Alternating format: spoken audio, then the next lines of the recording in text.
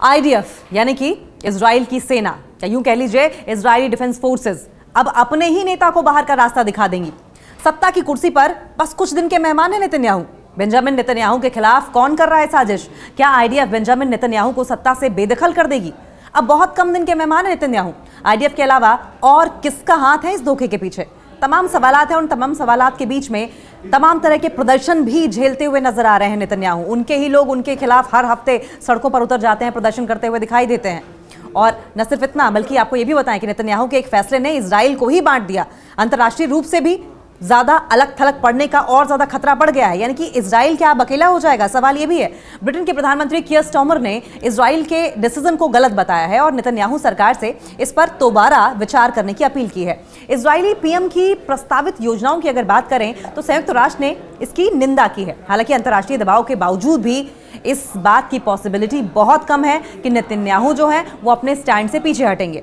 IDF में colonel और उससे ऊपर के जो ऑफिसर्स हैं उनकी नियुक्ति को लेकर भी इजरायली रक्षा मंत्री, इजराइल कॉर्ड्स और आईडीएफ प्रमुख इयाल जमीर के बीच मतभेद खुलकर सामने आ गए हैं। यानी कि अब आईडीएफ की सेना, जो उनके जवान हैं, साथ साथ आईडीएफ के जो ऑफिसर्स हैं, उनकी बनती हुई दिखाई नहीं दे रही है नेतन्याहू के साथ। 36 का आंकड़ा दिखाई दे रहा है। अब सवाल यह भी है कि क्या आईडीएफ ही सत्ता से, सिंहासन से बेदखल होने के नेतन्याहू का एक कारण बन जाएगा?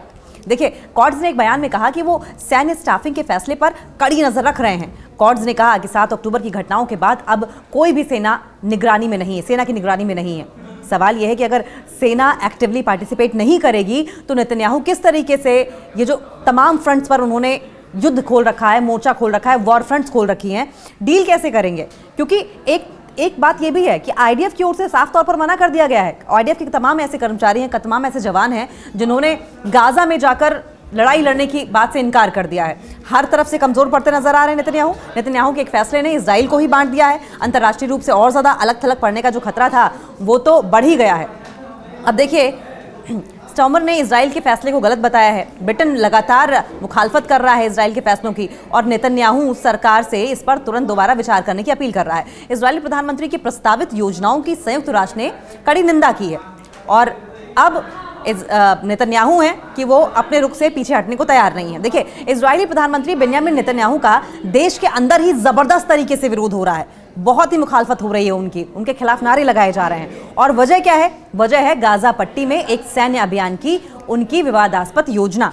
इसे लेकर सेना के जो टॉप कमांडर्स हैं, शीर्ष नेतृत्व के लोग हैं, उन्होंने एक वार्निंग भी जारी की थी, चेतावनी जारी की है। जबकि बंधकों के परिवारों ने इस बात का विरोध जताया है कि ऐसा नहीं होना चाहिए। बार बार इस बात को लेकर धमकी दी जा रही है कि वहां पर जो होस्टेजेस हैं गाजा में उन्हें छोड़ दिया जाए, लेकिन ऐसा कुछ होता ग्राउंड पर दिखाई नहीं दे रहा है। आशंका ये भी बताई जा रही है कि इससे और ज़्यादा आम फिलिस्तीनी लोग जो हैं वो मारे जाएंगे और इन्हीं आम फिलिस्तीनी लोगों के मारे जाने को लेकर वहाँ पर जो इजरायली फोर्सेस हैं उन्होंने गाजा में जाने से मना कर दिया है। संभवतः उन्हें अपनी जान का खतरा भी सता रहा हो। देखिए, इस प्लानिंग से इजराइल के अंतर्राष्ट्रीय रूप से और ज़्यादा अलग थलग मरने का खतरा भी बढ़ गया है। और ज़्यादा अकेला क्या पड़ जाएगा इजराइल, ये भी सवाल है। इजरायली सुरक्षा कैबिनेट की एक 10 घंटे लंबी बैठक में मंत्रियों ने गाजा शहर पर कब्जा करने के जो प्रस्ताव थे उनको मंजूरी दे दी है, जैसा कि नेतन्याहू पहले ही साफ कर चुके हैं। इसे गाजा पर पूर्ण नियंत्रण की दिशा में पहले चरण के रूप में देखा जा रहा है। हालांकि ये साफ नहीं है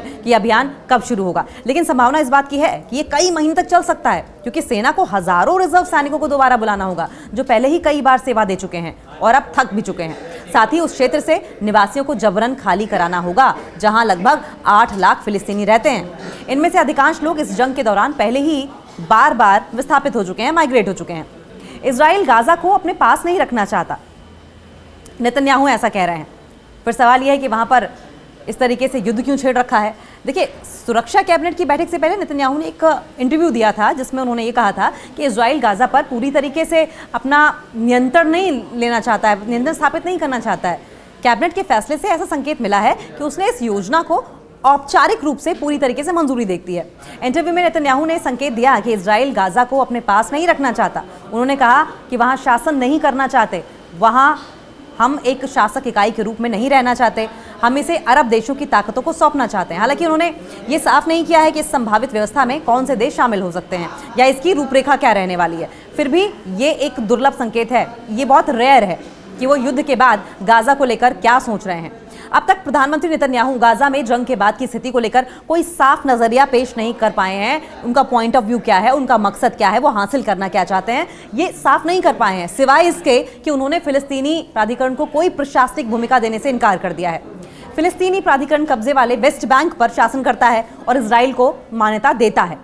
इस योजना से इजराइल फिर से उन देशों के निशाने पर आ सकता है जो पहले ही गाजा की स्थिति को लेकर नाराजगी जता चुके हैं, जैसे कि ब्रिटेन हो गया, फ्रांस हो गया, और इजराइल से जंग रोकने की अपील कर चुके हैं। ये जंग 7 अक्टूबर 2023 को हमास के हमले के बाद शुरू हुई थी। ब्रिटेन के पीएम कीयर स्टार्मर ने इजराइल के फैसले को गलत बताया है और बेंजामिन नेतन्याहू की इन योजनाओं का इजरायली सेना के chief of staff lieutenant general Eyal Zamir ने कड़ा विरोध किया।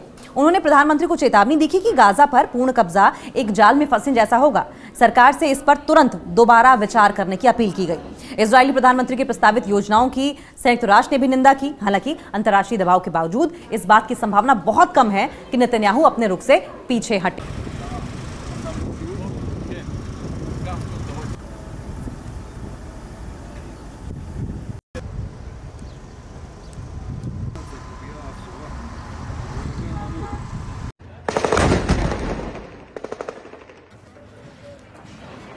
कौन समझ लाला था?